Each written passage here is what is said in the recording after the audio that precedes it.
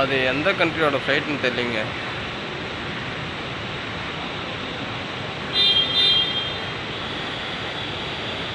ஹிந்தியில் எழுதியிருக்கு.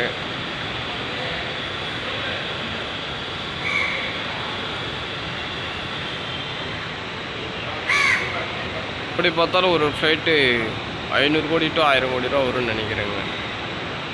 அந்தளவு ஒரு பிக்கஸ்ட் ப்ரைஸாக இருக்கும் போல இருக்குது. நம்ம கூட்டிகிட்டு வந்த ஆளுங்க எல்லாருமே அதை பாருங்கள் அபூர்வமாக பார்த்துட்ருக்காங்க. கர்நாடக ஃப்ளைட்டே பார்க்காத மாதிரி சந்தெல்லாம் எட்டிகிட்டே பார்க்குறாங்க பாருங்கள்.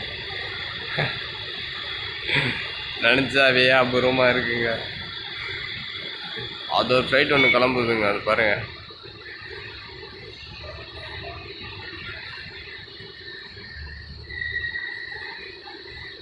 அந்த ஃப்ளைட்டு உதயசூரியன் இமேஜ் போட்டு போகுதுங்க.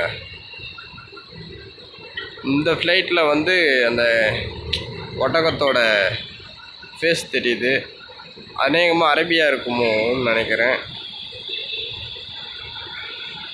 இருட்டானதுனால சரியாக தெரியலிங்க. எல்லாம் நல்லா ஓரளவு தெரிஞ்சிருக்கு கிளியரன்ஸாக.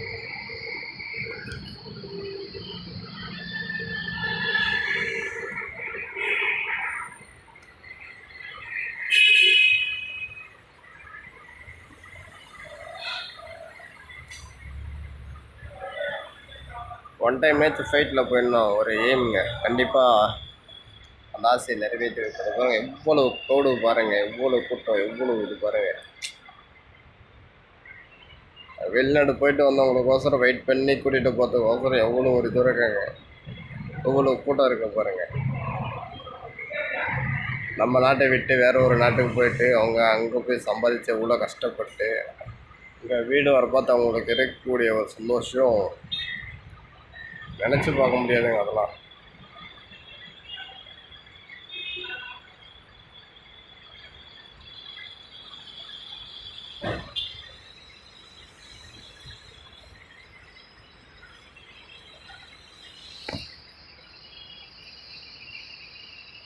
ஃப்ளைட் ஒன்று வந்து பாருங்க.